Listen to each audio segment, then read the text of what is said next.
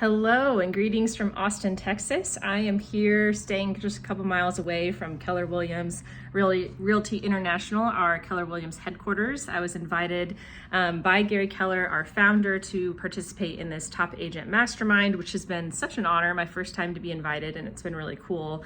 Gary Keller, if you aren't sure or wasn't aware, founded Keller Williams Realty, which is the largest real estate company in the world. And obviously he just knows a lot about real estate and a really interesting guy to spend time with and be in a small room hearing from.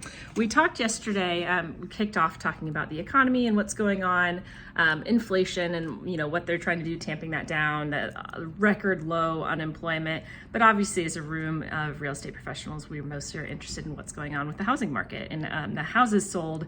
And what I thought was really interesting that I wanted to share with you is they shared, see if I can do this.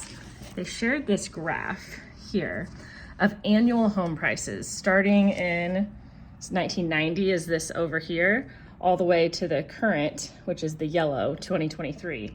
If you follow that blue line that's at the top, that is the trend line of kind of the anticipated 4% appreciation that is sort of the quote unquote standard for the industry. So what's interesting is that real estate really has followed this trend line. It dipped below, obviously, with the big recession in 08 and after that, and then it's really recovered and then some in the past few years. Right now, last year was this purple one. We were 12% above the trend line of the 4% appreciation over time last year.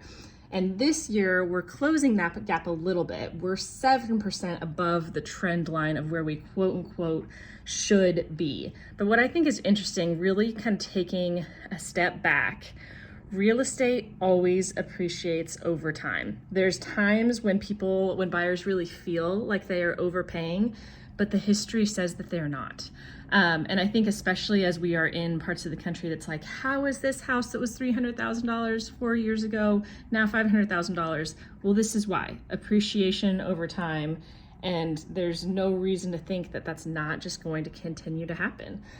So I just thought that was an interesting perspective and something that wide-eye view that we sometimes don't always get. Is a super interesting one. And this, of course, is across the US. This is not just Atlanta Metro. This is nationwide. So interesting, and just thought I would share that this morning. Would love to share more about what I'm learning. Give me a shout anytime.